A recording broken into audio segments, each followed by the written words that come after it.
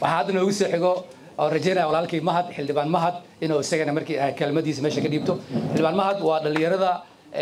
magaalada Turku iyo Helsinki ba sidoo kale isagana wax badan ka soo qabtay 4 sano ama hadda 2 sano la soo dhaafana wuxuu ku jiray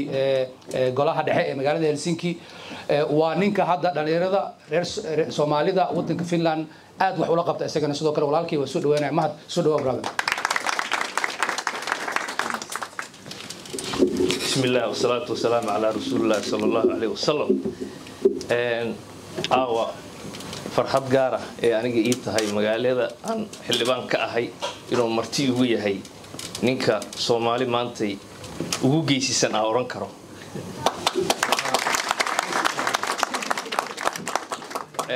هرت وروح ربع رجع ماشان سوء أبوي قروح ذا بدن له وضدك مقالة وقيمة بدن labeenti Soomaaliyeed isku keenay dadkaas waxa leeyahay Cabduqaadir Kanaba walaalkay xusu raga diiriye Cabdi Muuse walaalkay kan jool waa neenaas oo iga soo fakatay ahmalahti dadkaas waa dad magaalada loo soo istaago gudoomiye dadku qiimaha badan ku kacay ma haddaasna ayaga leh waa mahadsantiin horta hore gudoomiyaha aniga waa isaragnay gudoomiyaha ragga Soomaalida ragga xorriyad dirarka ragga u soo dagaalamay dalka Soomaaliyeed ragga u istaagay gobonimo dirarka oo in gumeysiga la iska qaado inkastoo Soomaalida aniga iraahdo Soomaali lama gumeysanayo reeguuraay ahaayeen magaalooyinka xeebaha kaliya laga degay bas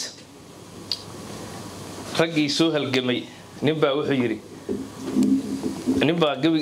xogaa marmar waa tuurtaa raalli ah waa loo galiya Soomaa godobteedu waa wada jirtaa gooyahoo idile gashi niman ku leeyahay waa daba galaya anigu waxaan goosan karo waa gurubsanahay gartay way dunida ina galafleeyay geyga waxaan doonayaa inaan gobeeyay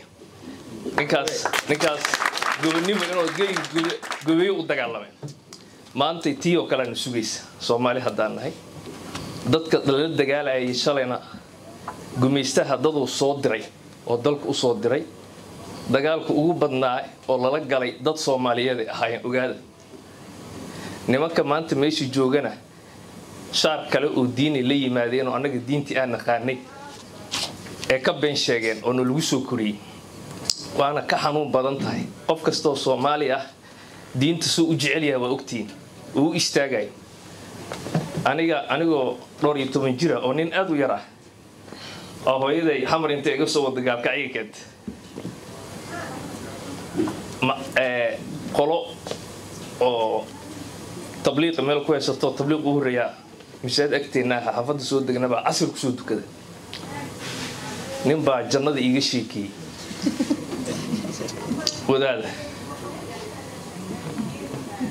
yab ajaib wuxuu ka sheekeenayo maalin kasta asira ninkii raadi jiray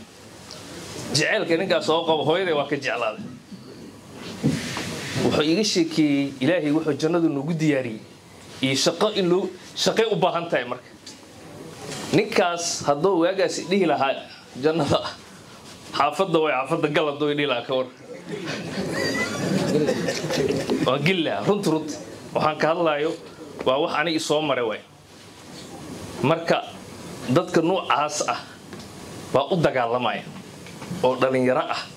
oo wax badan adduun aan ogeyn ee waxay haystaan ay ka tahay diinta Soomaali Ilaahay wuxuu siiyana waa diin wax ugu qaalisan waa Muhammad haysana maanta tiyaana laga soo galay marka ayada u baahan inaan mar labaad dalka dib uga xoreeyno diinta laga been sheegtay waana ka culays badan tahay tii gumeysa horta hore annaga nasiib aan leenahay refiil hadaan nahay inaan noo timid jaaliyad u horeys aan noo timid waxaan meeshan kugu soo istaagnana Ali Jeete ficilkiisa way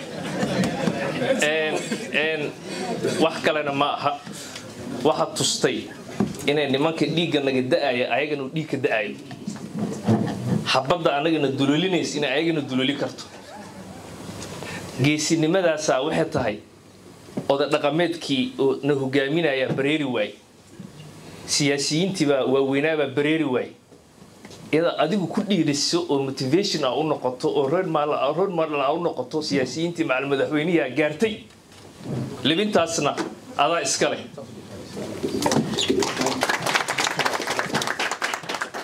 marka aniga wax kale ma lihi si fiican oo u sheekaysanay magaalada Finland dalka Finland dadka degan iyo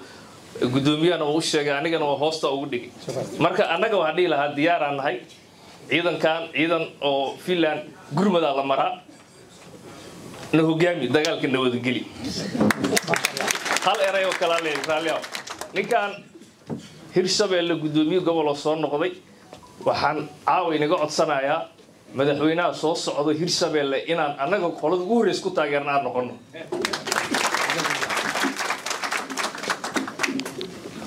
xildhibaanka waa qiirooday